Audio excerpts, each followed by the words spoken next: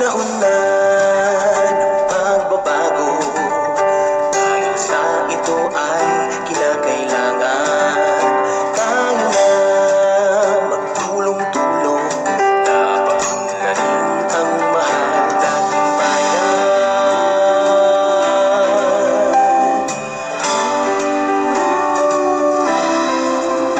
Panahon na pagbabago, ayos ang mga dapat ayusin.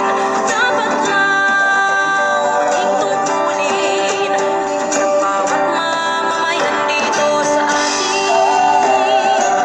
Ang pagbabago sa pag-asenso, hanggang sa